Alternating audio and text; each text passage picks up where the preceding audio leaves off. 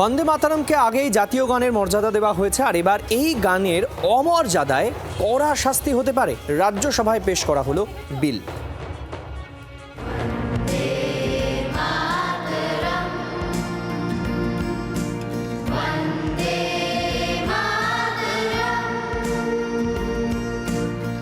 বন্দে মাতরম গাওয়ার সময় কেউ যদি বাধা দেন বা কোনোভাবে অবমাননা করেন, তবে এবার যেতে হতে পারে জেল। অপরাধ প্রমাণিত হলে হতে পারে 3 বছর পর্যন্ত জেল বা মোটা অঙ্কের জরিমানা। রাজ্যসভায় বন্দে মাতরম বিল পেশ করলেন কেন্দ্রীয় স্বরাষ্ট্র প্রতিমন্ত্রী। বিল পেশের সময় হই হট্টগোল রাজ্যসভায়। জাতীয় সঙ্গীতের পাশাপাশি জাতীয় গান বন্দে মাতরমের অবমাননাকেও দণ্ডনীয় অপরাধের আওতায় আনতে চলেছে কেন্দ্র।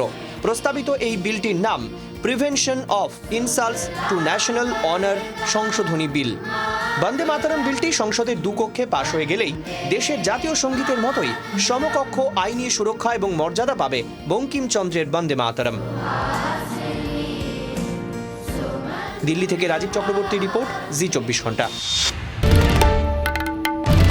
বাংলার আওয়াজ, বাঙালির আবেগ, জি24 ঘন্টা।